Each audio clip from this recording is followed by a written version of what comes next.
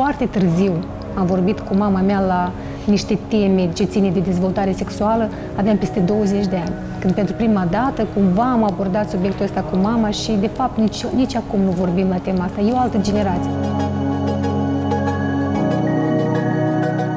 A început pe la 3 ani, prima întrebare a fost de la lor, cum am apărut, ca și toți copiii. Și eu atunci am fost deschisă. Deci mama mea îmi spunea, dar tu prea multe le spui. Spun, mama, eu le spun exact atâta cât ele percep la vârsta lor. Deci eu nu intru în detalii, deci nu le-am spus de varză, exact, nu le-am spus de varză, nu le-am spus de barză, de varză și de toate. Da. Deci am încercat totuși fiziologic să le explic, dar nu până la capăt. Eram foarte stresată că m-am oprit la un moment dat și eram convinsă că degrabă o să mă trezesc totuși cu întrebarea, dar bine, deci am povestit totul, dar ce urmează, care e procesul, așa și a fost, în câteva zile a fost următoarea întrebare. Am încercat așa foarte, foarte frumos, voalat, să le explic atunci, la vârsta lor. Mama chiar ne dădea răspunsuri, adică nu știu, poate ne plăcea de vreun băiat, chiar și când eram chiar puțin mai mici. Și mergeam la mama, dar ce să facem acum, dar ia uite, el pe mine mă place, dar mie nu prea îmi place de dânsul și cum îi spun eu frumos și mama mereu așa ne ajuta să ieșim cumva din situații frumoase și cu demnitate, mereu ne învăța. Și chiar, nu știu, când priveam unele filme și, de exemplu, chiar erau adolescentele astea care rămâneau însărcinate, tot mama ne explica în acele momente, vedeți, adică, nu știu, sunt și unele riscuri care ți le asumi când începi un act sexual. Da. Sunt unele riscuri care trebuie să le conștientizezi și, nu știu, ne explica că la așa o...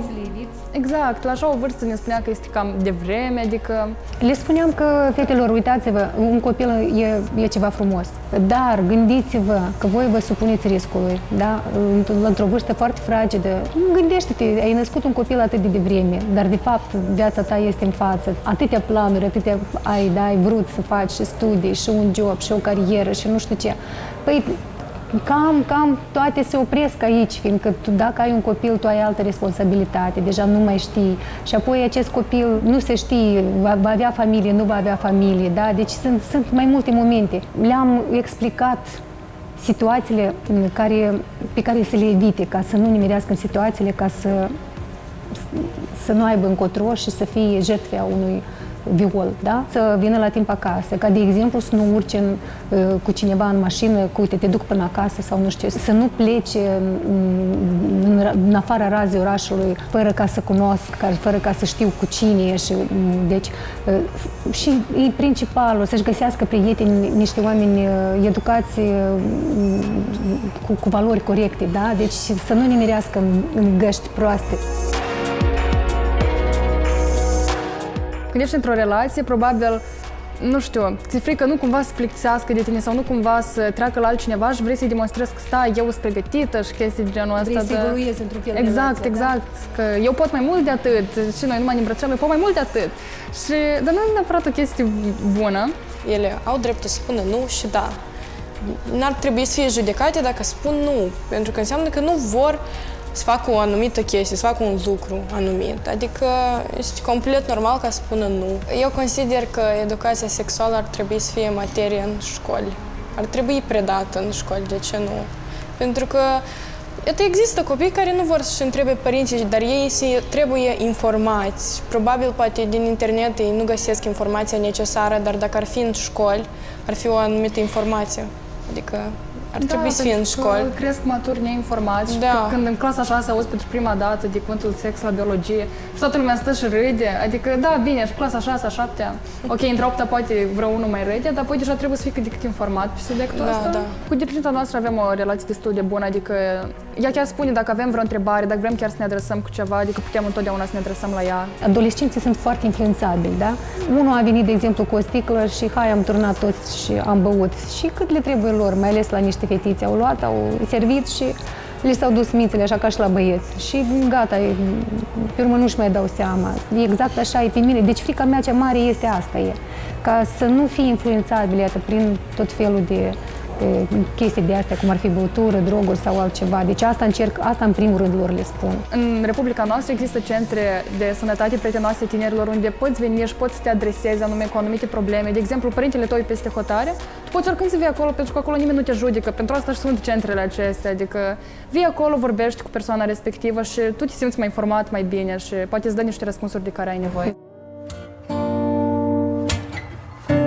Părinții mei au pus accent pe studiile mele și maica mea întotdeauna se bucura dacă eu mă duceam undeva, încă la un cerc, mă duceam să mai studiez o altă școală, am făcut în paralel și școala de muzică, umblam la tot felul de cercuri, diferite activități, eram destul de activă social și niciodată nu m-a impus sau mi-a zis, uite, vino că trebuie să înveți, să știi, să faci mâncare sau ceva.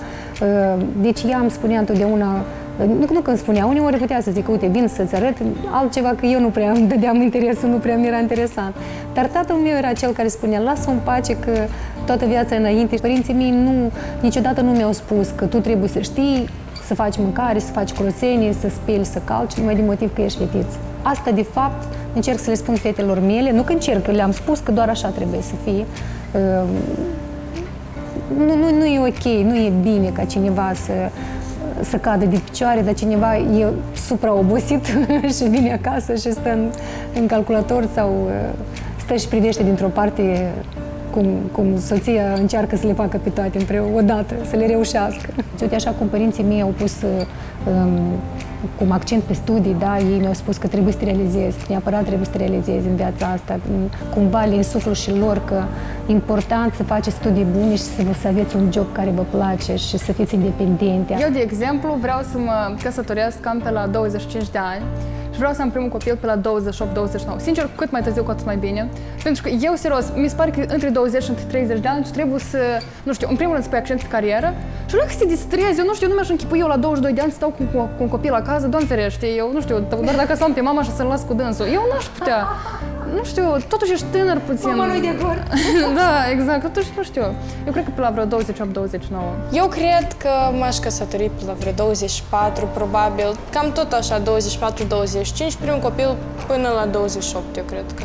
Sau maxim până la 30. Trebuie întâi să-ți termini studiile, adică universitatea trebuie să o termini, masteratul și deja să ai un job. Pentru că tu cumva să întreții copilul acela, că din ce o să-l întreții, n-ai timp. Trebuie să ai timp pentru copil. Eu îmi doresc ca fetele mele să fie independente atunci când vor crește, independente în toate privințele și financiar în primul rând. Asta foarte mult înseamnă. În viață sunt situații de tot felul și poate să se întâmple că a intervenit o despărțire, da? Ai rămas cu copilul. Deci, nu știu, situații diferite. Tu trebuie să știi că tu poți să iei o decizie corectă și să nu te gândești că ceva te oprește să iei acea decizie, da? Și apoi, independența financiară contează mult, tu ești liber în acțiuni. Tu poți să-ți trăiești viața așa cum ți-o dorești, da? Să-ți o planifici așa cum ți-o dorești, să nu trăiești într-un stres continuu, da? Asta ar fi independență. Independență personală. Deci, eu le spun fetelor întotdeauna să-și aibă propriul timp, da? Pentru plăcerile lor, deci pentru hobby-urile lor. Eu sunt absolut convinsă că tu, dacă ești împlinit singur cu tine și dacă tu ești fericit și dacă tu te iubești pe tine, atunci lucrurile în viață se așează foarte armonios, toate se așează.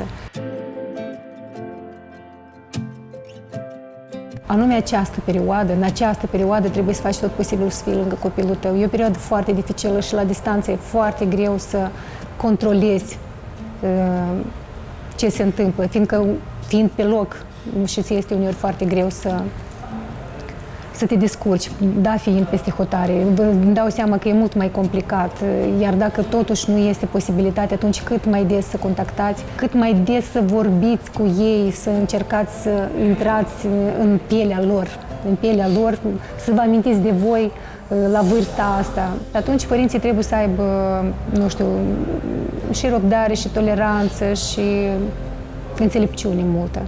înțelepciune multă în aceste momente. Poate undeva să-i lase,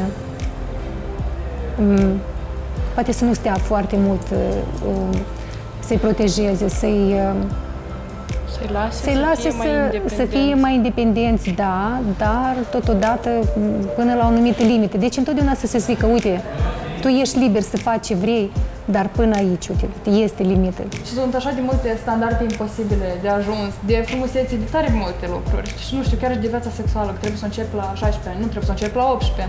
Niciodată nu trebuie să te lași influențat de aceste lucruri și mereu trebuie, cum și mama a spus, să iei absolut tot în ritmul tău și cu o decizie conștientă.